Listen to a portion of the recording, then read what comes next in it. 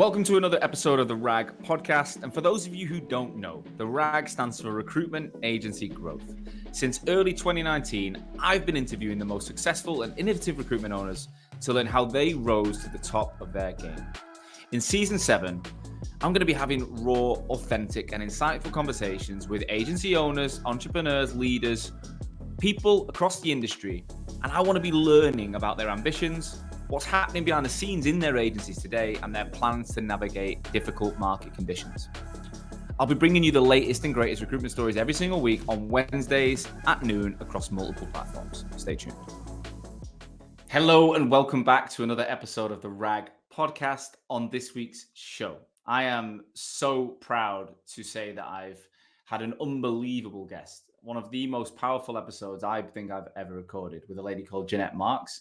Janette is the CEO, the global CEO at a company called Airswift. Airswift are a huge workforce staffing and solutions organization headquartered in the US with 62 offices worldwide, 900 employees and 7,500 contractors that they support. Jeanette's been with the business 9 years. She previously worked for Adecco and was leading a huge operation for them across the US, and has been in the recruitment industry for over 20 years. What I love about Jeanette is the fact that her mindset and how she's done what she's done and the things she's been through are simply incredible. She's an author of a book called Together We Rise, which she co-authored after the pandemic with 16 other female leaders in the staffing industry globally. And we talked in this episode about how she's grown her career as an entrepreneur and become a global CEO as a female whilst having a baby and running a business, everything she's done to get to where she was at the beginning of 2023. And then we talked about the impact of finding out that she had stage 2 breast cancer at the beginning of March this year. We talk about how she dealt with the news, all of the skills and experience she had, and because of the book she wrote was about dealing with in crisis moments and stress and how to stay calm, how she put everything into practice, and how she has managed between the beginning of March and the end of April, she was back to work cancer free. She went through surgery, a series of different operations. She built a team of doctors around her, and she took control of a life or death situation, and has come back to work with a sense of a different sense of life. Like she's incredibly still incredibly motivated to give back, to build a business, and to help her people, but also there's a level of I think of calmness when you've been through something so serious. So in this episode, we went through everything. I found there was moments where I had to take a deep breath, and you know, I was getting quite emotional myself. And I'm just inspired by such an amazing woman and what she's achieved. And I think anyone out there who's dealt with serious illness, family members, friends can resonate. And anyone who's at the helm or wants to be at the helm of a larger business, you can also resonate with different things we discuss. So please do tune in. It's a little bit longer than normal. We're about an hour and 15 minutes in total, but I promise you it will be worth every minute. Without further ado, Jeanette, welcome to the RAG podcast. Thank you so much for having me. It's great to be here with you today. I know, but it's been a long time coming, and we'll talk about that, but I'm delighted to finally have you on the show. Jeanette, where are you dialing in from again today? Tell us whereabouts in the US you are. I am dialed in from Houston, Texas. So it's nice and hot, and we're having a sizzling summer, and it's good. So you finally caught me when I'm in my home base and not traveling and not anywhere else. So it's a good day. I bet. We're having, I don't know if you know much about the weather in the UK right now from maybe your London offices or whatever. We're having a really awful summer, I'd say. We had a really warm start. Like we had I think it was April, May and June was brilliant. And then July has been a washout. And it's quite, I mean, now the sun's coming out as I'm saying it, but it's been cold. Like, I mean, we're talking wearing big jumper hoodies and things all the time. Like, it's genuinely quite cold. We're hoping we'll have a summer at some point, but I'm going on holiday soon, so I don't really care. I'll get some sleep. That's why you need your holidays. That's why most Yeah. people take August off, right? Yeah, vacations in the UK are essential. Yes. Look, Jeanette, we're going to get into a lot more detail, but for the start of the show, I always ask people to give us a bird's eye view of you and your business and what you're responsible for today. So I don't want like the historical stories, just the number of people, headcounts, what you recruit, etc., from a bird's eye perspective. Wonderful. Hello, everyone. I'm Janette Marx. I'm the CEO of Airswift. Airswift is a global workforce solutions company. We specialize in the STEM field, so your science, technology, engineering, math fields. We have a big business in energy, infrastructure, process, and markets. Our specialization has been engineering for over 40 years. We're doing more in the technical areas now as well. You can find us on almost any continent around the world. We're about a $1.2 billion company. We have over 900 full-time employees around the world, servicing about 7,500 contractors right now. Wow, that is some serious scale. And how many offices do you have? We have 62 offices, and we have our contracting business. We have our executive search business. We have a retained search group, Ducatus. And we also have our global employment outsourcing business line as well. So we move people all over the world. We do quite a bit when it comes to immigration, visas, apartments, getting people set up in the right place. So we really are different in that we recruit globally to provide the right local talent whatever our clients may need. Wow, that is some serious scale. 9,000. Was it 900? Sorry, 900 full-time employees. Yeah, 900. So you're close to that 1,000 mark, which is a big milestone. Not many organizations in our industry ever get to that, and to be at the helm of that, the global CEO. I'm getting that right. Yeah, you're ultimately at the helm of that. It's a big job. I'm the CEO of about 30 people, and it feels like a big job for me most days. So I can't even. CEO job, no matter how big your company is or how small it is a huge job because it's got a lot of responsibility. And you carry the weight of the company on your shoulders, and the decisions that you're making, whether it's for growth or stabilization, et cetera, your path forward. There's a lot that falls on the CEO to make decisions, and getting the right team around you, getting the right people to help you lead is critical. So 100%, big lesson throughout my whole career. So how did you get into recruitment? Let's just start there. Like, what was the story about you becoming part of this industry? Like many of you, I fell into it. So not something I was looking to do. I was actually 7 months pregnant with my son and got laid off at the mortgage company I was working at. So at 7 months? 7 months, yep. So when you're 7 months was it anything to do with that they let you go? No, it's the whole department. It was during a bad time in the mortgage industry. It was in the 90s. And so the businesses were all going down and my whole department finally got laid off. You can kind of tell it was coming. And so my wife's 7 months pregnant today. Yeah, well, and I went on a couple interviews. And when you go on interviews and you're pregnant, it's like mortifying. So I go on a couple interviews and it's just like, do you say something? Do you not say something? And back then, and I want to be transparent. It was difficult. So I got referred to Olston Staffing Services, which is now part of Adecco Group. Yeah. And I went in and I said, okay, I can't do all these interviews. I can't, no one's going to hire me, help me. So they actually put me out on 2 different short-term jobs that carried me up to my due date. And they were amazing. To me, it was like a lifesaver. I was like, that is just, thank you so much. And I went on my maternity leave. And when I came back, they tapped me on the shoulder and asked me if I'd come into their office and help them. And they had offered me another job that was paying more for a client. And I just was so indebted to them. I'm like, no, I will take your job. I will come in and help you. It's supposed to be a 3-week job. Well, lasted a lot longer than that. And, what was the role they gave you? They were moving their office and they just needed somebody to help with the phones and making sure that everything was, running okay while they were in chaos. And within that 3 weeks, I found myself in the back on a recruitment desk, recruiting and making placements. So it was a very quick move. And at that point, though, I fell in love with it immediately. It was in the 90s. It was back when your job orders were this high and the number of candidates you had were like this, kind of like it is today. And so we, I was able to really say, okay, which company is doing really, well and could be a great career for, one of the candidates that I'm representing. And it became really fun to make those matches and to bring them together. And so my career started in California, in Northern California, in Santa Clara. And I absolutely fell in love with it. And shortly thereafter, my husband and I moved down to Southern California, and I stayed with Olston. And every 6 months I was getting promoted.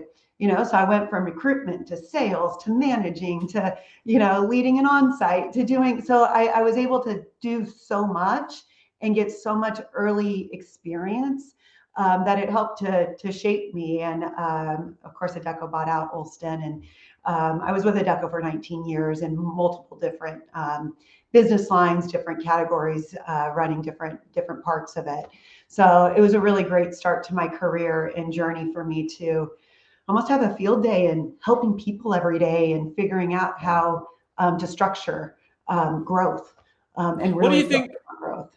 What do you think was why were you getting so many opportunities, right? Because a lot of people in recruitment, obviously there's big organizations that offer different types of opportunities, but a lot of people who do really well at recruiting on a desk, it's not always advantageous to move them off it because they're profitable, they're doing well, right? So I guess, how did you keep reinventing yourself, and why do you think people above you were spotting you as the person to take the next challenge?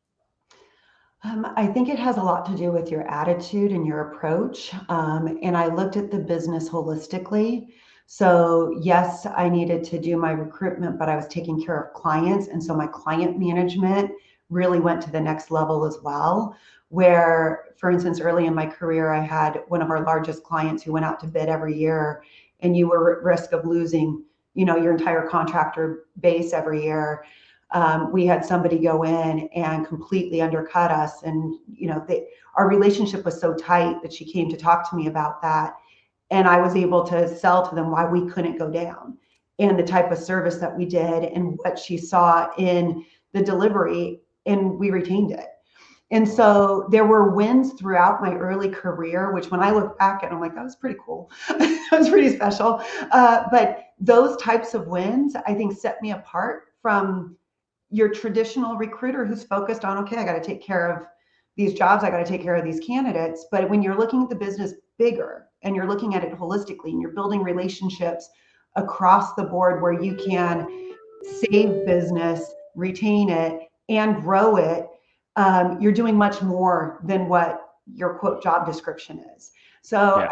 I think recruiters have the best opportunity for growth when they take advantage of the position that they're in and really operate as, mini owners of their desk, of their area, of their clientele, because there's so much you can do with that, and there's so much growth opportunity. And so that mindset of growth, that mindset of really ownership, even though I was working for a big company, really helped, I think, navigate and help me grow my career. Amazing. I think I started my career at Randstad, and I was there for just under 2 years. And then I joined a boutique firm where I was like the number 7, 8 in the door, right?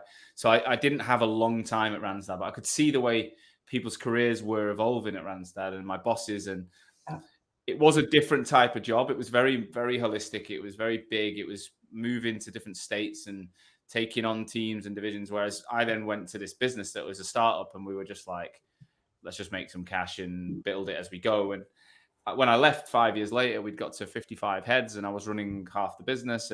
But it was, and I'd moved up the ranks, but there was only so many ranks to go in that business in that time, right? Whereas, how big was the organization that you started in that was acquired by Adecco?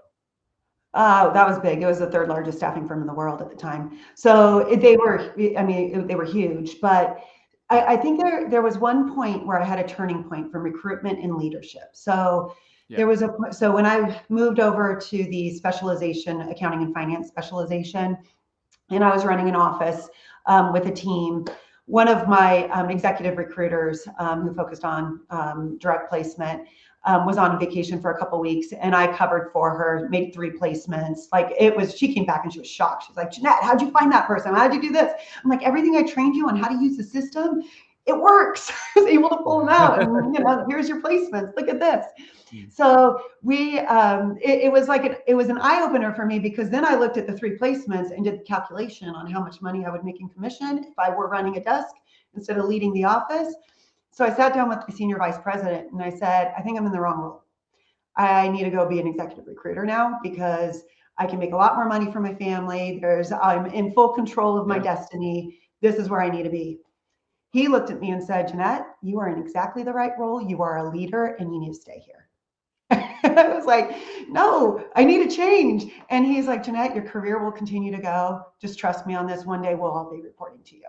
And it was like, okay. So I sat back and I went home that day and thought about it. Because, when you think about your different paths, and in executive recruitment, when you're on an uncapped commission plan and, you create your own destiny, there's an allure to that. And there's a lot of people who make great careers out of that. And I've got a lot of them working with me today. And there's a path, like there's a point in your career where you have to decide, am I an individual producer, which is a great career to go down and what you do, or do I want to take the leadership path? And you do make sacrifices when you take the leadership path. So it's what really resonates with you and what is better for you. And that is an individual decision that only you can make for yourself. And both are good. Both are needed in our industry. And there's no right or wrong answer there. So I was in your position. I went down your exact route. So I was like the top performer, team leader, earning, over £200,000 a year in my 3rd year in London. And I'm 28 and I'm like, this is pretty good life. And then my boss says, oh, well, we want you to start managing. And when we went through the total package of if I hit bonuses, it was like 60% of what I was earning. I was like, so I was going to go to like just over 100,000. I was like, which is still incredible money, but I'm like, why would I do this? And he explained, like, because you'll get bored. I know I can hear your dogs. Don't worry, my dogs. We all have dogs in post-lockdown world. Don't worry. So she wants to make sure she's here too. She wants to be part of the discussion. Do you know what he said to me? He said, I think you'll get bored. He said, I look at you, Sean, and you're a leader. He said, they say it very similarly. He said, you're a leader. I'd work for you. People want to work for you. Yeah. You've conquered this. You're very good. £700,000 biller. You're a great biller, but you can carry on doing that, but you're going to get bored. And I also, being completely candid, I already had one eye on being a business owner. I already felt like it was the route I was going to go down. I didn't think I'd do what I'm doing. I thought I'd be a recruitment owner, which I didn't end up doing. But I thought, if I can become a manager and learn the mistakes on their money and their time, then I'm going to be a more well-rounded business owner than if I'm just a producer, which I know so many people who've left as a top biller and actually they find it incredibly hard to grow anything because it's only ever been about them, Does that make sense? It's different when you have to build a team and you have to build a business and you have to build systems and you have to build, a lot of individuals. If you only have to manage yourself, then it's easy. When you're managing others and trying to build others and create their careers and lessons, it's gets a little more complicated. It's fun and games. So how did your career grow from there then? So after that conversation, he said we're gonna be reporting to you one day, which was pretty accurate. What went next? So I was in Southern California at the time, and so I was running a branch, and then I got promoted to open and run all of the office lines of business throughout Southern California. Did that during the recession of 2001, so early 2000s, which everybody was shutting down offices and I was opening offices and we were getting them profitable within 3 to 6 months. So it was pretty amazing results. And so we continued to build from there. Then I became a regional vice president and had all the different specialty business lines underneath me. And at that time, I was running the largest P&L in the US within our group. And it was a very interesting moment. My dad's one of my mentors. It's been one of my mentors throughout my life. And I was having a conversation with him when I was filling out my, annual review and my self, report. And I always put, I would not relocate. And my dad asked me, he's like, why are you limiting yourself? And I said, why am I limiting myself? I'm like, you want me to leave California? He's like, no, I just want you to have the decision. Why are you limiting yourself? And I said, well, that's a profound question. I don't know. Okay. yes, I will relocate. I've got my family, my entire extended family is all in California. I'm like, why would I ever leave? This is home. This is safe. And so 5 months later, I get a tap on the shoulder from the president of the company asking me if I would move to the East Coast of the US to be the senior vice president running the East Coast. Is this Adecco or is this the previous company? This is within the Adecco group. It's for the Right, yeah. finance and accounting side, so their LHH business Yeah. line, as known Right. today. And so I sat back and went, whoa, because it was a surprise to me. I'm a California girl. I was like, no, I know my business here. We're doing great. We're doing extremely well. And went home, talked to my husband about it, and said yes. And that yes changed the trajectory then again of my career moving forward. So we packed up and we moved from California to Charlotte, North Carolina. And I ran the entire East Coast for the company, and then it continued to grow and expand So my roles. just to expand on that decision. So how many children did you have at that point? Just one. And Yeah. and how old? He was 10. Right. So 10-year, I've got a 10-year-old stepdaughter and an 8-year-old stepson. So I kind of resonate with that. And did your husband's job rely on being in California or anything? Or It did. So he had to resign and he had to become the trailing spouse, which wow. back in 2000, this was at the end of 2005, was kind of a big deal. And there was no work from home back then. So he resigned his job in Irvine, California, and helped me with the whole move while I was traveling and meeting all my new, offices and doing everything I needed to do for my promotion. By January of 2006, we were moving into our new home, and he was out interviewing for a new job. And his old company called him back and said he's got a very specialized skill set in IT. And it called him and said, we really need you still. Can you do your job remotely? And so they set up a whole remote desk for him, everything, home office. And so 2006, he started working remote. He still works remote. That's like that's like the earliest I've ever heard anyone doing that. Well, and it was against the policy of the company. It was against everything, but for him, they created that exception. And for me, it was amazing because I was traveling every week. I had 42 offices. So I was traveling every week to my different offices, and so my husband was home and he was there when our son got home. And so it was amazing. I was like, yes. So that support system really helped me grow and helped me do what I needed to do to really drive my region and to support my region. So it was a cool moment because when you look at COVID, I was like, you need to write like a list to everybody of how to do this. Yeah, you've been doing that, yeah. And in terms of being a mother and being on the career trajectory and traveling so much, I guess how do you manage that? Like, what was your secret to getting through that and not finding it too difficult? Because I know a lot of people would just look at that and think, I can't see how I'd make that work. There's always time. It's just how you decide what your priorities are and what you focus on, when and where you're at. So for my travel during that time, typically it was Tuesday through Thursday, and most of it was domestic. So they were easier flights where I was on for an hour, 2 hours to get to where I needed to be, and then back by that Thursday. The sporting events, the things at school that were really important, they were on the calendar and they came first. So you need to make sure that when you're there and you're present, and you're cheering your child on and you're doing what you need for them. But many times we think that things can't be done, and they really can. And I'll use my hardest example. So when I was so I was senior vice president. I'm in this role. I've been in it for a while. We were doing great. Now we're hitting the recession in 2008 and 9.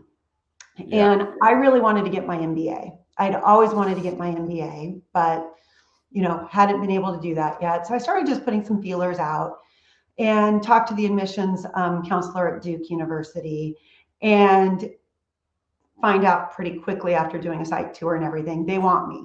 So they want me to do it. So it was an executive MBA where I'd be going to school every other Friday, Saturday. And okay, so I have my son who's 13. I have a full-time job as a senior vice president running a huge organization with a huge P&L responsibility. And why in the world would I layer on an MBA on top of that? Yeah. Where it's intense. It's not like an easy one. It's a hard one. And so I sat down with my family. I sat down with my son and my husband and said, okay, this is what I'm looking to do. This is why. And this is the time that it's going to take. So I have to put company, in my job first with what I'm doing. My weekends are going to be studying. You're not going to have me as much coming to, son, you won't have me at your games as much. You won't have this. This is my sacrifice. I didn't watch TV for 2 years. When people would talk about the greatest shows and whatever, I was like tapping out. I can't even follow. So you kind of reprioritize what's the time we'll have together and what am I doing and why.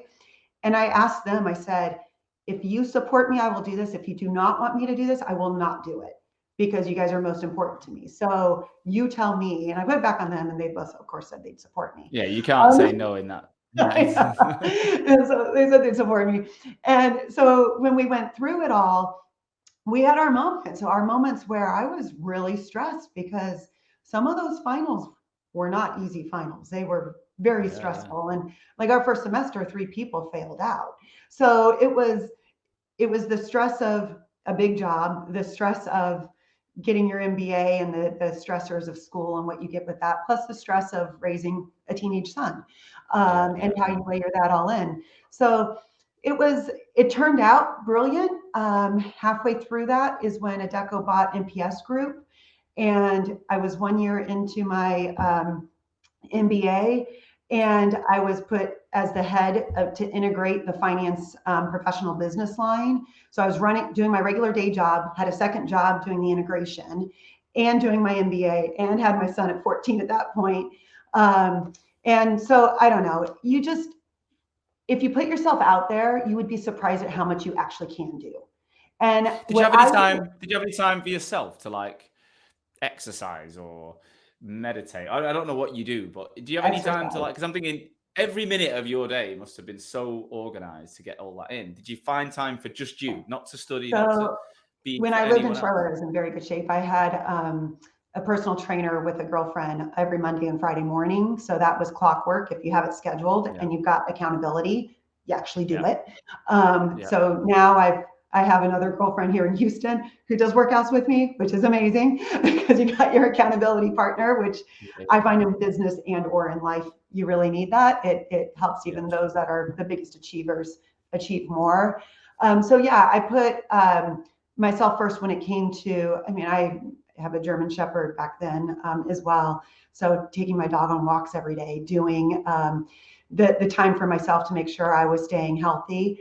When you're healthy, you have more energy. So it's not really about managing time, it's about managing your energy. And when you're managing your energy right, that means eating the right foods, drinking enough water, doing the things that really help your body function better, you can do more. So if you're feeling lethargic, if you're not feeling good, and you have to sit down and work, how long does it take you to get your job done? It takes so much longer because your mind's just not in it. You're not sharp right then.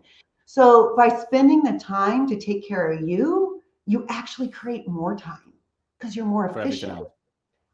So I'd look at my life.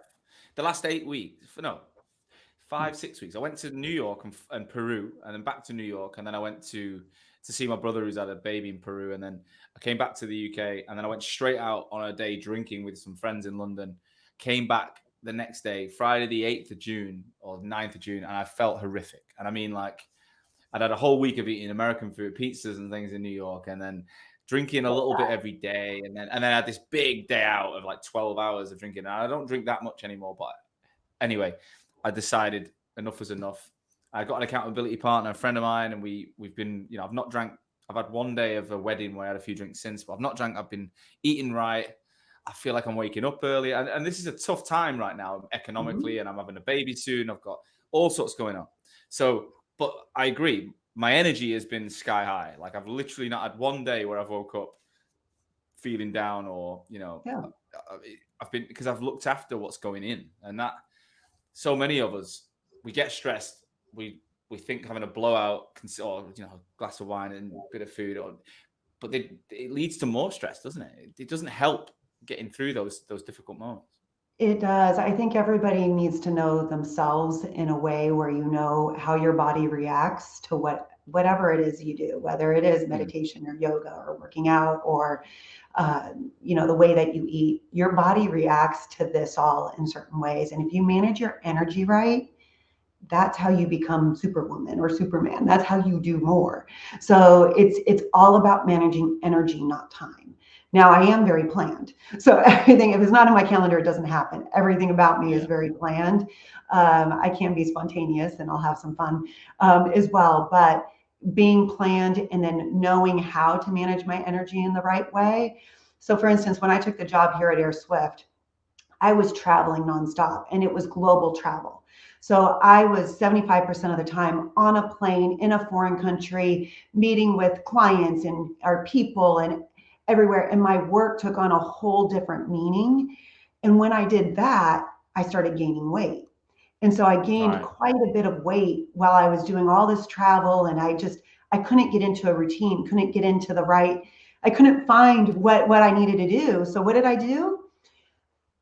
I went and saw a nutritionist and I sat down in front of the nutritionist and said, I need help. Don't want to diet. I want to know with my lifestyle, what are my do's and don'ts and what should I be doing in order to manage my energy? And I mean, it was quite significant from when I had started to where I had gotten to, and it finally hit. What changes did you make? We made a lot of decisions. So they did a full scan of my body, took a look at how my body interacts with different types of food choices, like avocado toast. I love avocado toast. No fats with a carb. Like my body doesn't do well with that. It doesn't turn it into the energy in the way that I need it. So I learned and got educated on what works for my body, which is not what other people would normally tell you. They would say, oh, that's healthy. Go have that. So I learned for me how my body responds to fats, to carbs, to food combinations, and what I should eat in the morning, at lunchtime, at night. And when I travel, I take snacks with me. I bring my little snacks that I have, and they're my healthy ones so that I never get so hungry that I'm eating something bad. So it's been, I think sometimes when you hit a certain point, go and get educated in the area that you need. And that education helped me. I got right back to where I needed to be, and I felt fantastic. So it was learning how to change my habits given my work, schedule and where I was, because that wasn't changing. In order to be good at my job, I needed to be able to do all that. Are you spending hours on LinkedIn and cold outreach and want more business coming to you over your competition? Well, if you're the founder or leader of a recruitment agency, here's what we can do for you. At Hoxo, we'll give you the training, support, and resources to take you from what I call an offline recruiter, reliant on posting jobs and sending in mails to open up new customers, ultimately looking like every other recruiter on LinkedIn, to being an online recruiter, being seen by over 25,000 relevant people, driving a 200% minimum increase in engagement on your profile, and seeing daily lead lists from LinkedIn that you can follow up with in 6 weeks' time. And if you don't perform, you don't pay. Now, why can we make such a bold, results-driven promise like this? Well, it's simple. There's two reasons. Firstly, whilst I've been building the RAG podcast, we've actually done what we say we'll do for our clients. In less than 2 years, we actually built a business generating from 0 to over 1 million views per month on LinkedIn, leading to multi-million-pound revenues with a sales team of me plus 2 people, without making a single outbound cold call. Second is our track record. Not only have we done it ourselves, but we've helped over 350 agencies and over 4,000 consultants do it as well, all in the last 3 years. Now, if that sounds of interest to you, click the link associated to this episode and we can book a call and tell you how we can help. Right, let's get back to the show. I can empathize and resonate so much. Like I've literally been on the same, while I'm not drinking, I've been doing I'm fasting now. I don't eat till about 12, 1 o'clock most days. I train, I go to the gym 3 days a week. I eat after, I went today at lunch, 12 to 1, had my food at 1, which in the past, like not eating till 1 p.m. to me is just bonkers. And some people can't do it, but I'm finding it so easy. I feel energized. I'm focused in the morning, just a bit of coffee. And then I've got like 2 main meals of the day and I have a little snack in the evening. My calories have dropped right down. And then I'm thinking about the protein and I'm tracking things. And anyway, it's having a plan and following a plan. And it is so seamless when you have that plan. And it's amazing how we can be so good in one area of our lives, like business wise. You can have everything locked down, but you can be falling apart in other parts. And I've got some friends who, they're struggling with their jobs, but they're in like the most immaculate shape. I've got other people that are so successful, but they feel awful and they're getting divorced or what. They're having all these issues. And it is trying to balance them all. What do you think? What do you think it is about you? Like, why are you doing all these things? So, like, you've just talked about running a business internationally as well as domestically all over the country. You're a mother. You're doing an MBA. You're then you spot a problem. You're a nutritionist. Like, you take action. Where does this come from? Like, where do you think you've got this from? Gosh, it is innate within me. I've tried to turn it off a few times where I'm like, I need to just chill. Like, how do I turn this off? And there's no on-off button on it, so it's a little bit of a problem. Did I just cut out, or was I in? No, you're there. Don't worry, you're there. Okay, sorry about that. So the fire was lit inside of me, and I think it was lit.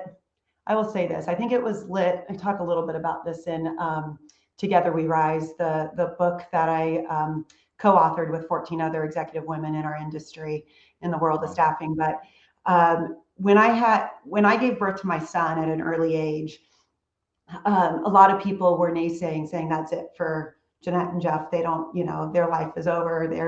They're not, we'll see what they do, but this is going to be tough on them. And within me, it was like, we're going to prove everybody wrong. We've got this, and we've got more of this than anybody will know. And it just lit a fire in us to like drive our careers forward, drive our partnership forward, drive our family forward, and do what we want to do. And so that fire has been in me. Actually, it's probably been in me from way before that, because I was pretty competitive as a child growing up. But it's, I don't know, it's part of who I am. It's part of my personality. When you look at the, top strengths finders, and do that, achiever's my number one. So it's every morning I wake up, what am I achieving today? And that's what makes me feel good and accomplished. So I like days where I'm getting something done and I'm progressing and feeling like I'm moving forward. It's just part of my DNA. Yeah, I'm not sure I'm as good as you at these things, but I can definitely say I feel that I'm very similar in the way that I think. And everything's got to be moving forward, and even if it isn't, then it'll frustrate me, and I'll be working out why and how. It's mad because I met my wife when I was 24 years old, and I was a school teacher at the time, and I had no money. I didn't really care about the career that much. I was going traveling, and we had a 2-month relationship, and then I went off to India and I traveled. I lived and that's how I got into recruitment in Australia. So she knew me as this PE teacher in the city where we are now, and then we got back together 10, 11 years later, and I was an entrepreneur and I had employees all over the world, and I've done all these things that she was like, wow, like, but she said she spotted but she's like, you were a go-getter then. And I was like, was I? Like, was I? She's like, yeah, the way you decided to go traveling without any fear. I didn't know anyone else, she said, who could just approach a situation and go, yeah, I'm just going to go and do it. Like, no, she was like, there was no fear in your eyes to go away and leave everything you knew for an idea. And I was like, oh, so maybe it has been there. I don't think I knew I had those skills until business showed me that there was a success in it, if you know what I mean. There are people who run towards risk and take on risk and are okay with it. And there are people who are very scared of risk and really try to shy away from it. And I think no matter who you are, taking risks helps to grow you as a person, whether it's personally or professionally. And the risks that are confronted with you, if you're scared of risk, if you're scared of change, know that about yourself. And then also know the different types of tactics to overcome that, so you can make the best decision for yourself. And I think that when you look at entrepreneurs, when you look at people who have really succeeded, when you look at people who have taken the leap to do something different, those are all different levels of risks.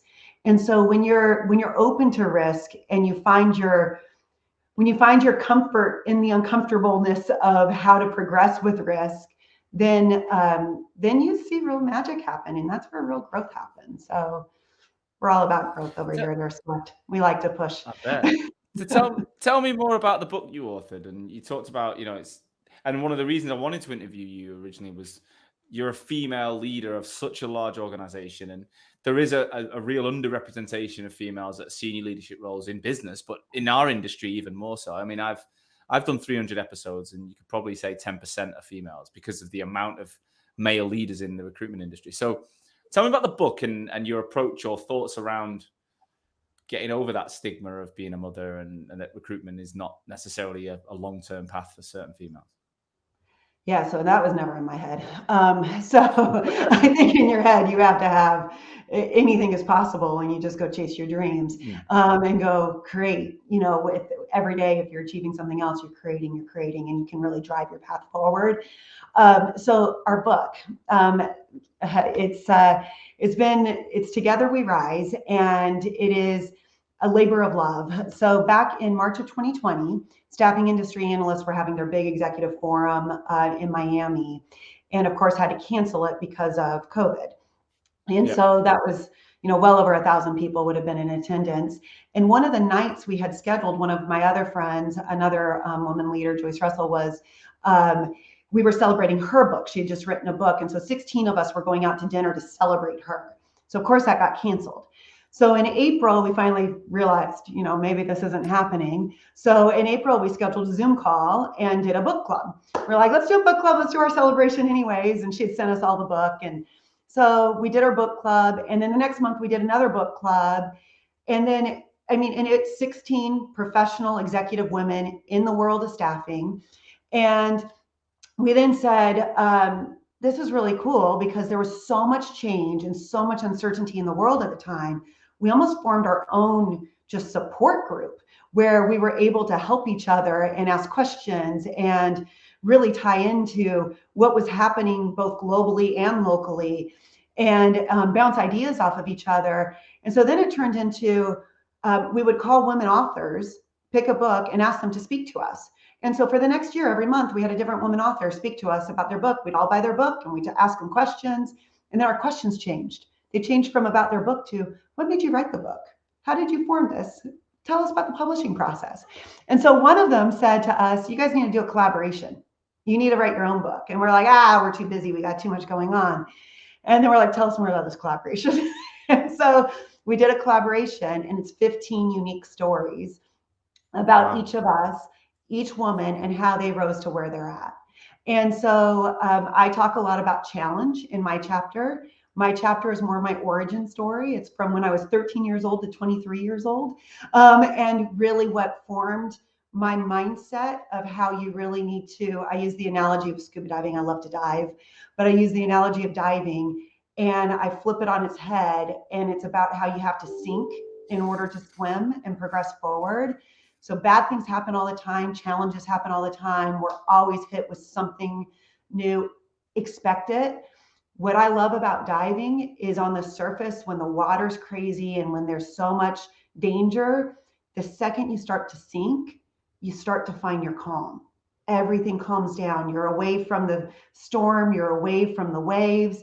And as you sink and get to your neutral buoyancy, you can find the calm and the peace to be able to find your way forward. So I really use an analogy on how to overcome, different challenges, and liken it to one of my favorite pastimes of diving. I love to see the world from underneath.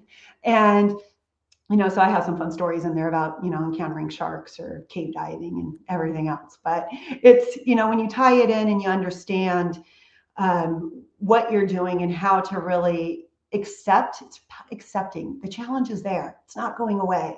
So I'm going to accept the challenge, and then I'm going to learn how to communicate effectively through it with intent. I'm going to learn how to own the outcome and work with the people that I need to, so that I can navigate, to the outcome that I want, and really drive it forward with, learning along the way and being agile along the way, and progressing. So anyways, that's my soapbox. And where can we get that book? I want to get. You can go on Amazon. So yeah, go on Amazon, and it's Together We Rise.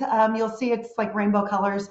There's 2 Together We Rises on there, so get the right one. But it's Together We Rise, and you'll see the foreword by Leslie Vickery and Lauren Jones. But it's from the Lady Leaders Book Club. So we still talk every month, and it's turned into a completely different support group. Absolutely love these ladies. Half of them I didn't know before we started this. And so it was a really fun way for other women leaders to grow and to learn and to have support in various parts of their careers as well. A number of them changed careers during COVID. Some of them, did different things. So it was, it's been a journey, and it's exciting that I feel blessed that I was part of it. I bet. I mean, it sounds incredible, and I think it leads on to really nicely into this year for you. So, this year has been an interesting year economically, and I think if we start there, how have you found across the Airswift business? You got a number of branches and countries and all the rest of it. How have you found the economic positions in different regions everyone experienced the post-COVID boom? And I'm sure you, as a business, you were, printing records and talking about this is a pretty strong market. When did it start to turn, and what have you seen from the top of the business? We're actually still doing well.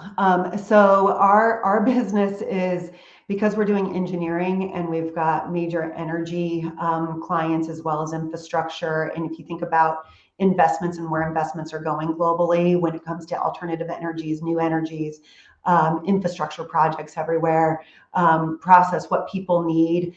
When you think about what happened with Russia and Ukraine and how energy security really got reset, our business has been strong going into this year.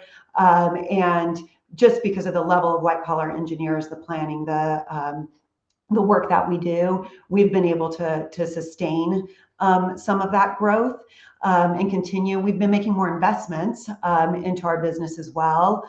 So if you're looking for work, reach out to Airswift.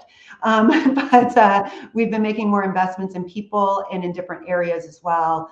Also been looking at, mergers and acquisitions and different types of how do we really bolt on and do more with our company. So we're in a really good place. There's always challenges in business, no matter what cycle that you're in. So you always have to navigate different challenges as they come forward. But I feel like, given the uncertainty about recession, no recession, it is a recession, it's going to change, and the hiring will change, and the dynamic. I sit on the board of the American Staffing Association, and so I get to hear from quite a number of different companies too in real time about what they're seeing and feeling. And right now, finally, I think I'm sitting in the right category for where the market is and where the economic macroeconomic. What about from a technology perspective? Because I think a lot of the tech recruiters I know have been impacted, because I think there's an obvious, a big overhiring in the tech space. There's been some challenges with, banks in the US. Yeah. A lot of the VC funds are pulling the plug. A lot of the startup community have been affected. Is that a different part of technology that you guys rely on? It's not significant enough to make it too much of an impact yet. So tech we've been investing in, and we've been growing out, and it's been great to see our IT and digital side grow through our current clients, and then some net new as well. So we didn't overinvest in that area, so we haven't had to make changes there. We more hire into our growth and hire into the ability to support that growth as well. And then we also have our delivery centers that are in Kuala Lumpur and Rio that really help our salespeople and our executive recruiters around the world do more and be more productive, because we have centers that really drive more sourcing and more candidates and more ability to get them to a short list faster than some of their competition. So we've got some good levers that our sales team really appreciate, to be able to give them kind of a little bit more of an upper hand. Makes sense. And in terms of this year, obviously, we were due to have this podcast in March, which is the original chat was in January, February time. And unfortunately, due to some personal issues and news you got, that we've obviously delayed this till July. So if you don't mind, tell us what happened to you personally, because after what you said about the diving situation and the fact that anything can happen, some of the worst things that could happen have happened. So tell us about what went on this year for you. Yeah, I had to reread my chapter and really take my own advice this year. So I at the beginning of this year, all was great, moving forward. All good, best laid plans were out there with what I was doing for the year. And in February, I really got hit with the reality of, Jeanette, you have stage 2 breast cancer. And when you hear those words, you go, words probably I'm not allowed to say on a podcast, really go into your head. Say whatever you want. On my show, you can say anything. Okay. So I Can you take us back though? Can you take us back to that? Like, what? I guess I imagine you might have found a lump or whatever. You go to the doctors, and then I actually didn't. you give it. I Right, am okay. I am going to be the poster child for your annual screenings. So no Right. matter what country you are in, every country is a little bit different with how they view screenings. So I feel blessed because I've been on the board of CEOs Against Cancer for the last 7 years. My company, Right. Airswift, we participate in Relay for Lives every third quarter, every year, and we raise money for 29 different cancer charities around the world. We do it for health and wellness. We do it for awareness. We do it for education, and we do it for early detection. So being that I was on the front lines for the last 7 years, every year, like clockwork, I have done I've done everything I'm supposed to do for my screenings. So I went and got my mammogram in December, and then they called me back and said, you need to come back in. I thought they just didn't have a good screen.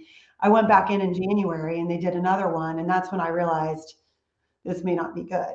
They are actually looking. And you felt fine. You had no symptoms. I felt fine. I felt healthier than ever. There was nothing in my mind wrong with me. I was good. Yeah. And so for the doctors to find, for the radiologist to find something that then we need to go biopsy, then we need a test, then I need to get an MRI, then they need to reconfirm it all. And it was, every couple of weeks, you're going back in for another test, you're reconfirming. And during that time, I wasn't talking to anybody about it. I was just focused. I'm like, okay, till I know what I'm really dealing with, because you don't know what the treatment is either. So if it really is, what's my treatment? What's going to happen? And will I be out? Will I just be doing a lumpectomy? I don't know. What's the process? And so this goes back to education. So when I was traveling the world and gaining weight, I needed to go to a nutritionist to get educated.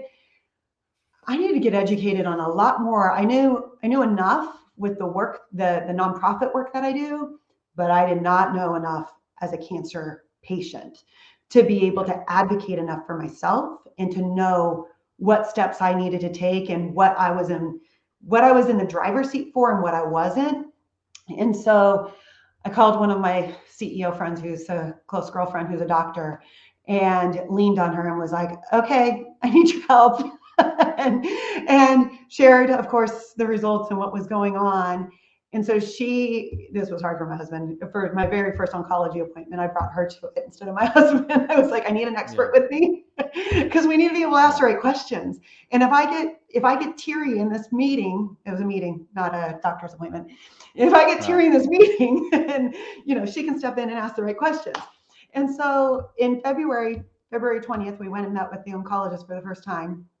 And I didn't have my MRI results yet. So she's like, oh, you haven't seen it yet? So the doctor puts up the MRI results, walks me through it.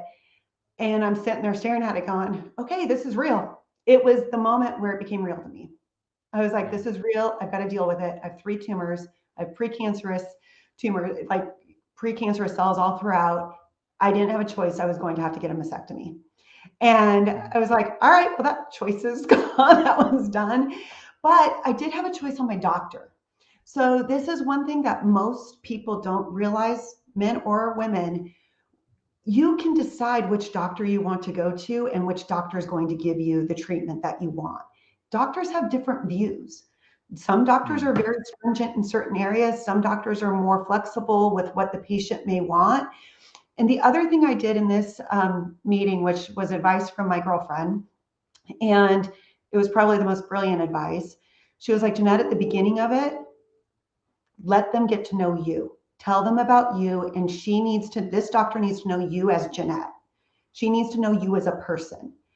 And so I was like, okay, I've never done that with really my doctors before, except for one I had over in Charlotte, who was wonderful. So I sat there and I explained to her who I was.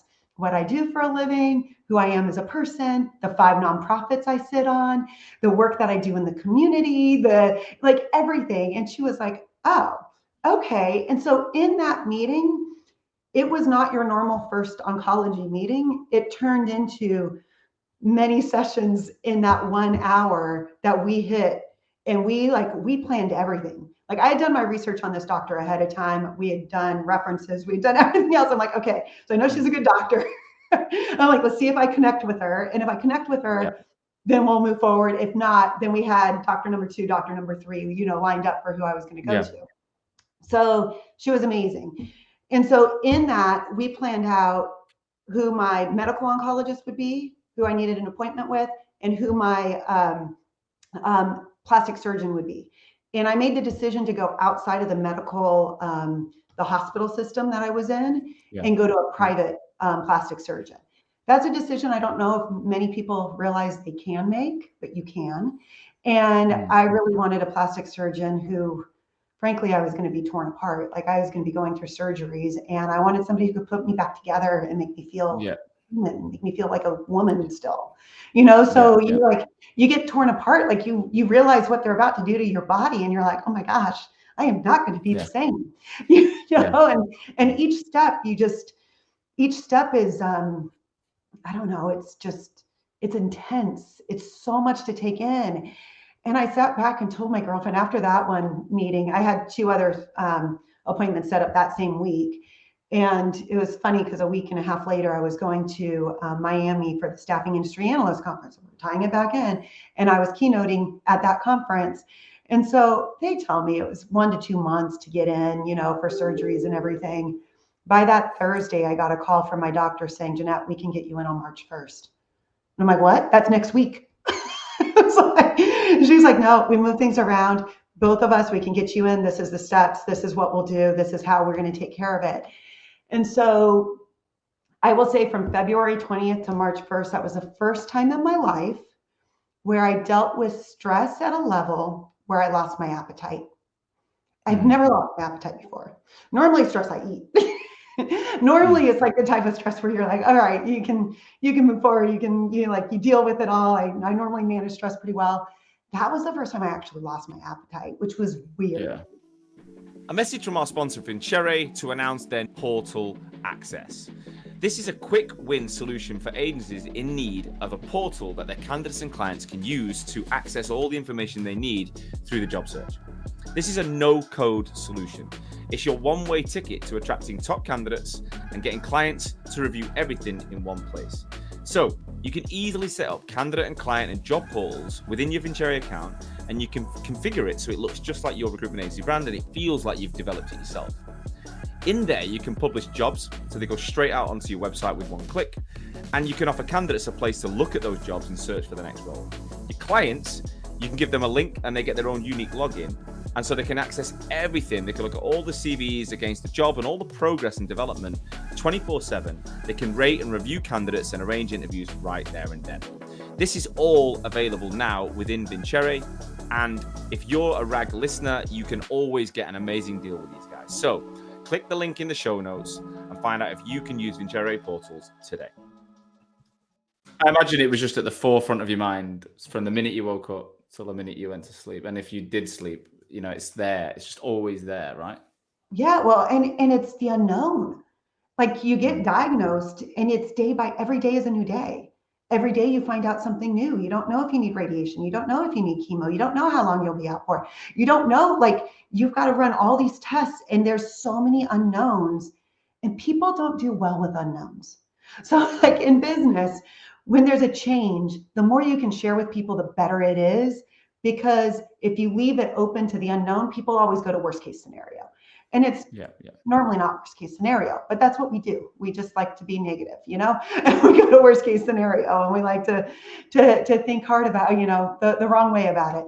So I, that moment in February, I then said, okay, I told my direct reports, told my board, my governance board, and in a few days I had to plan on being out for a month. I was like, oh, okay, let's go disaster recovery plan. But then it also kind of made me laugh because another CEO had been out for 3 weeks on a vacation. out of touch that I was working with on a deal. And I said to my chairman, I said, I think I'm going to be out less than this person was out. I think I'm going to be more available, but I'm going to beat cancer while I do it. Okay. Wow. And so mindset, I just want to talk about mindset, because mindset is incredibly important no matter what you're going through in your life. Mindset has the power of healing. It has the power of positivity. It has the power of how you really pull your energy together to get through the hardest days. And so I ended up interviewing all of my doctors, ended up picking my 3-doctor team, which I love, and secured them. I have all their cell phone numbers. I'm able to talk to them if I ever need to for anything. And I knew they had my best interests in mind. So I had trust there. And I was like, okay, I've got my experts who are going to help me through this. They also were all extremely positive.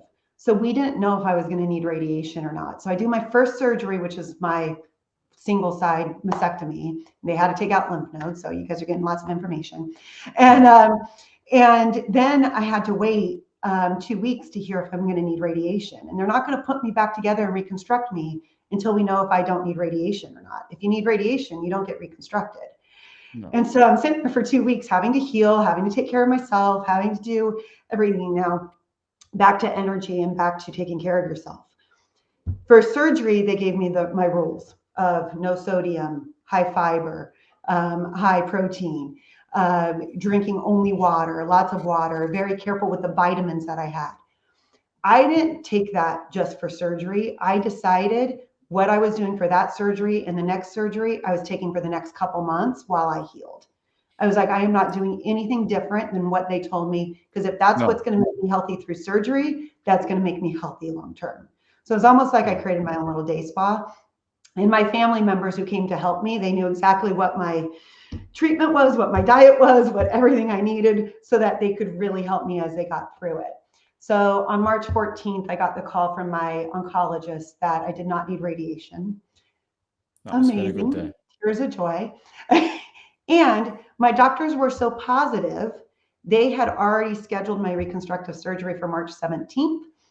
And on March 17th, which was 3 days later, because their calendars were booked for 2 months.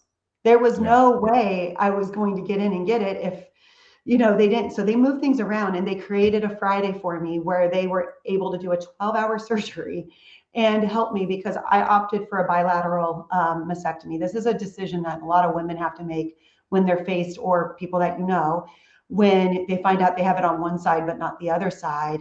And I got the probabilities for the chance of me having cancer on the other side. And I sat back and I was like, I do not want to be 80 years old and dealing with cancer.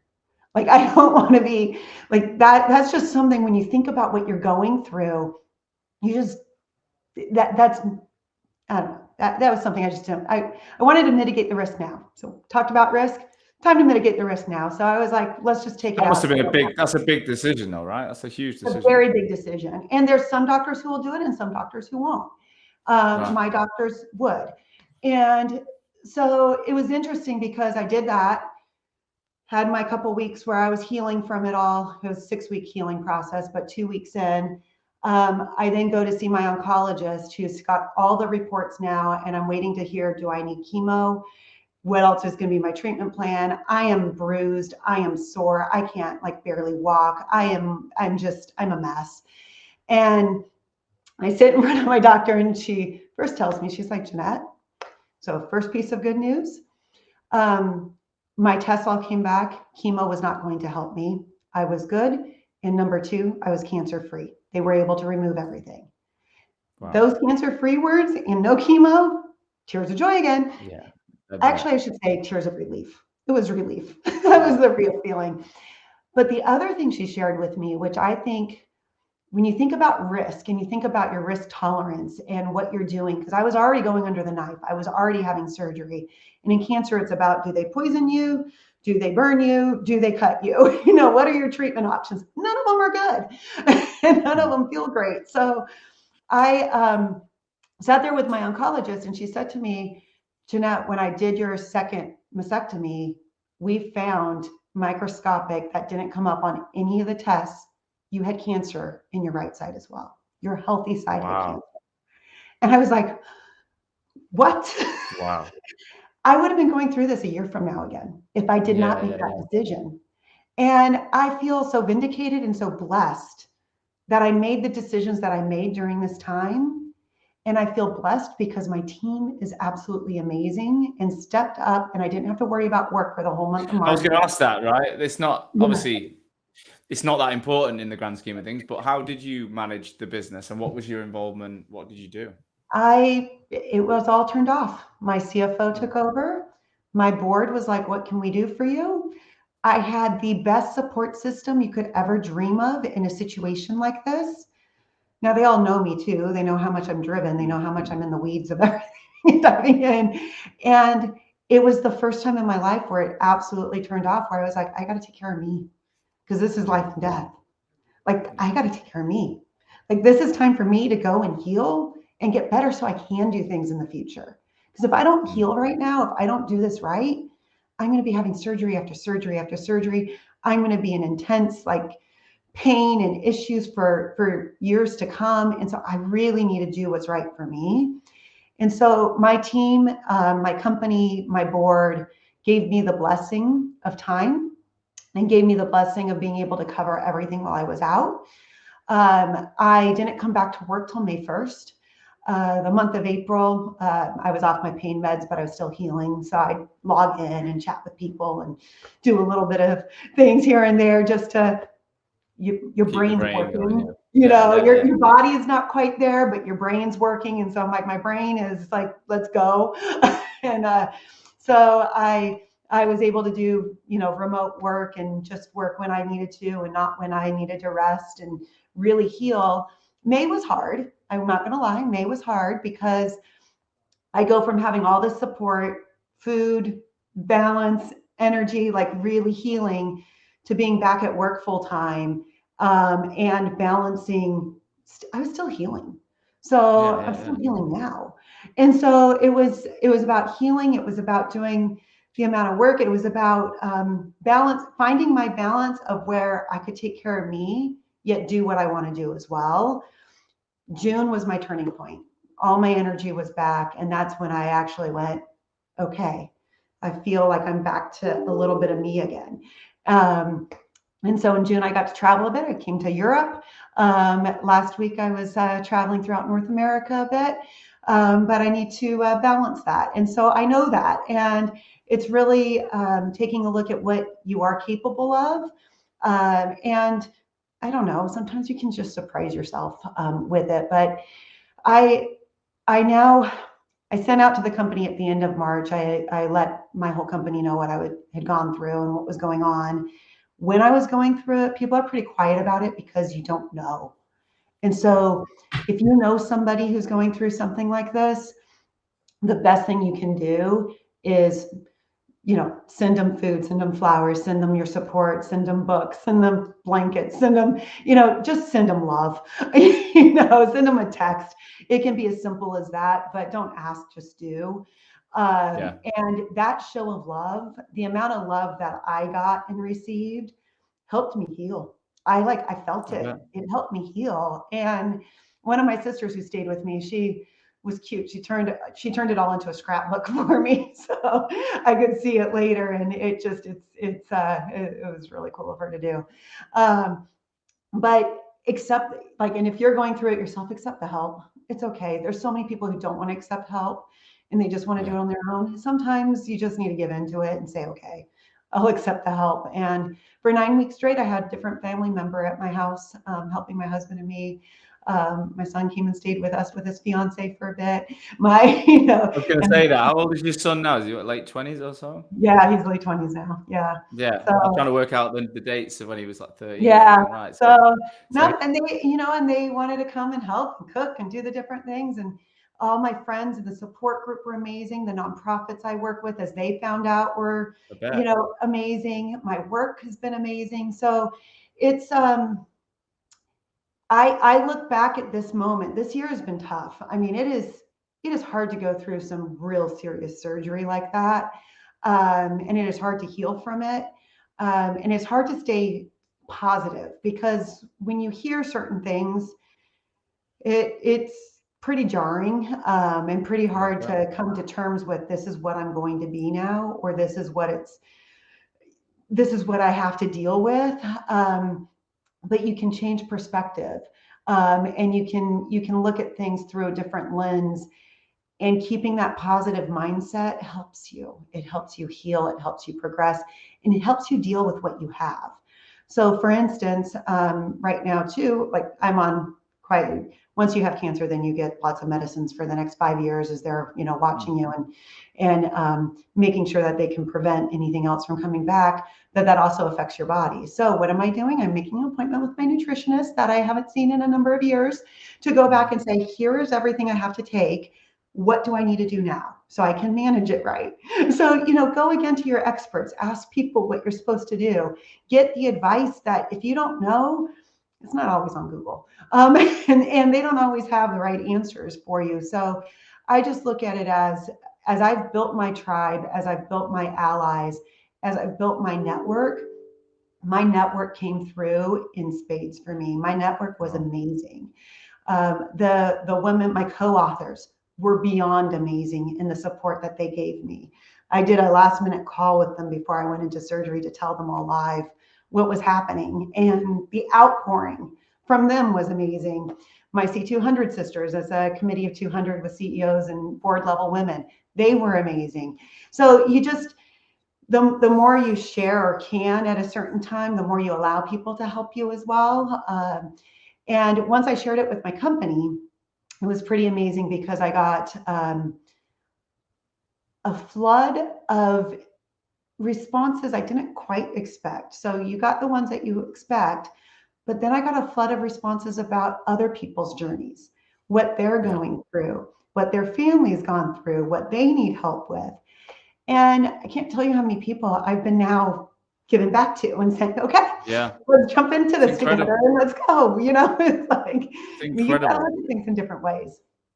It's incredible. I mean, it's not the same, but I posted yesterday on LinkedIn. Obviously, a lot of what I do is coaching people to be more open and share stories and to build their brand authentically. And I posted about yesterday was a year to the day that I was in hospital with my wife, and she was going through an ectopic pregnancy. So she was rushed into surgery. We'd had 2 miscarriages in 3 months, and genuinely at 35, both age 35, watching her going through that, already gone through a miscarriage. I was like, I don't know if I want to do this again. Like, I don't know if I want to, which means I'll never be a father. I've got 2 stepkids, but I was like, I'll never have my own because we just got engaged as well. And I was committed to, I knew this is the one. And it's crazy, right? So we're literally, she's gone into surgery and we'd got engaged about a month before. We were 2 days earlier, we're sat there like so blessed. We've got a baby coming. We're getting married next year. Like, we're so grateful. And then within hours, she's in pain. We're in hospital and it's gone and it's no longer happening. And I was like, what am I going to do here? Like, and I remember thinking, the one thing I remembered they said was you can't try again for 3 months. So you need a break. Your body needs a break. The fallopian tube's being removed. And so I realized, why am I going to wait till 2023 to get married? I was like, I want to marry this woman. Let's do it now. We're in this. And I said, yeah. I was like, well, literally while she's being operated on, I'm looking on Airbnb and I found a villa in Turkey where we could get married. And I literally booked it within an hour of her coming out of surgery. As soon as she agreed, I was like, we're doing it. And we did it in 3 months. So in October 2022, we got married, and then we got pregnant again at New Year, and now we're having 10 weeks out from our. Thank you. But I shared it yesterday. Because it was something I was talking about, and it means a lot to me. And she'd shared something on her Instagram. But the reason I'm telling you this is the message is back. The amount of people who are like, I've been through this. I'm going through this. I've been inundated with people, and men don't talk about miscarriage. It's just not a Women thing. don't talk about it often either. It's I only have one son because I've had 2 really bad miscarriages. And it's one of them, a lot of the people who I worked with at the time knew because I already had 2, baby showers. And it was very late when I lost my child. And that was when I was going to Duke, when I was merging with another company, when I was the SVP, and and that happened in the middle of it all. And so, and you look at tragedy and you look at what happens, but I'm going to tell you, when you lose a child, it's like, it's so hard to talk about. It's so hard to talk about because it's just so personal. And we don't talk about that enough. We don't talk about some of those tragedies enough and allow the safe space for people to air what they need to. I don't talk about it a lot because it makes me very emotional. And, and you want to be able to be strong and work through things. And a lot of your mental health too is about how you deal with tragedy. And that's a tragedy. I mean, it's hard, but the way you confronted that, the way you faced it, the way you said, okay, it's time to get married and then we're going to do this again. That's beautiful. It's brilliant because you're moving forward still and you're finding your path. And that's what human life is all about. That's, it's about that type of growth, and you can, mourn what you've lost, but now you get to really enjoy what you're about to have. So exactly. You can only acceptance of reality and moving forward is all we've got, right?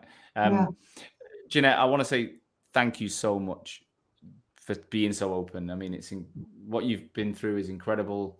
We've not even touched on that last story, and I don't want to take any more of your time up. I know how busy you are. The final question I have got is, what does the future look like for you now? Obviously, you're a super successful woman. You've got you're the helm of an amazing business. You've been through something so serious, so life-changing. What does the future like? How would you describe your future? Is there anything you're going to change that maybe you wouldn't have said at the beginning of this year, or is it? What's the outlook like? I will say, once you've been touched by cancer and you get the new title of survivor, things don't hit you quite the same as they once did before. Things get put into perspective very differently. Because when you're faced with, a life-threatening disease and, the unknown and the abyss of what does this actually mean, it really does change just the way you view the world. And there's a peace and a calm about it, being through it and going, it's okay. Life is okay. And where we go, it's all right. We're going to take it one step at a time, and it's all good. So I do feel peaceful. I do feel that calm. I will say on my platform, please get your screenings. The people who go and get their screenings and get early detection, it is 100% treatable. And so if we're proactive, and even if we feel 100% healthy, we're constantly getting our screenings, you can save your own life. So I know that's going to be different for me in my future with how much I talk about that and how much I really try to educate in different countries around the world, where, for instance, in the UK, screenings start at 50 years old. I wouldn't be here talking to you guys if screening started at 50 years old in the US. So it's really, knowing your history, knowing what you need, go and do what's right for you, and really be in the driver's seat for your life. Make your decisions, don't second guess it. And for me, it's all about growth. It's about helping other people. I have always talked about my legacy, to be able to turn around and see what other people have been able to do in the part of their lives that I was able to touch to help them grow. That's what matters to me. I want to see people grow. I want to see people achieve. I want to see people be happy. And if I have a small little tiny part of their happiness, then I'm good. And again, I said final question. I feel like I've got one more, which this show is traditionally, I'm interviewing founders of business, like entrepreneurs, right? Yeah. So you strike me as someone who, you would have grown a successful business had you launched your own business. Is there ever been a time where you've felt that way, or do you think, is that in your future? Is there ever a time where you would go out and create your own business, or is it that journey you're on is what you're going to stay with? So I would say that those that work in big corporations, you can become an entrepreneur, where within that corporation, you can really tie on the entrepreneur spirit and really build. And that's probably what I've done for the majority of my career. I will say my husband's more of the entrepreneur, and has done other other businesses and stuff through our lives together. There has been times where we've talked about it, but I am extremely happy in my career where it's been, the size of business that I run today, what I do. And what I really try to impart on those that are working for larger corporations is the impact that you can still have within a bigger corporation, and how you can really build a strong career and really create that path for yourself. Amazing. Jeanette, thank you so much. If anyone does listen and is inspired to reach out to you, whether they want to work with you, just pick your brains on anything, Is LinkedIn an okay place for them to message you? Or LinkedIn is perfect. LinkedIn, Yep. yeah.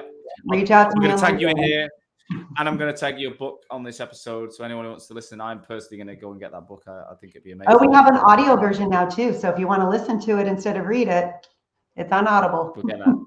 We'll get that sorted out. Thank you so much for your time, and we'll get you on again in the future and see how things have progressed. Okay. Perfect. Thank you so much. Thank you as always for listening to today's show. I truly hope that you got value from it. Honestly, it's the only reason I take time every week to ensure that my audience, you guys, future and existing recruitment owners, you're learning from each other to make this industry that I love so much stronger. And today's episode is brought to you by my business, Hoxo. I'm the CEO and founder, and we're on a mission to help brand recruitment agencies and their people better. I want to help people have the tools to stand out in the most competitive markets in the world. We're currently working with over 350 recruitment agencies and 5,000 of their consultants right now, helping them to build their personal brands to consistently win more business, attract talent, and just become that go-to recruiter in the market. Now, we do have a huge coaching program, but a lot of people don't know we also manage the brands of a lot of founders, and we can do the rebrand of that company organizational piece as well. So if your recruitment agency either needs help to look and sound exactly how you want it to, or your leadership and consultant level need to get out there and drive more traffic back to that website, to the business, and start using LinkedIn to generate more revenue, then you should definitely be reaching out to us. If that sounds of interest, please do visit www.hoxomedia.com or drop me, Sean, a personal message on LinkedIn. I love hearing from RAG listeners. I would love to talk to you. Look forward to it. So I'll see you again next week with another episode. Catch you soon.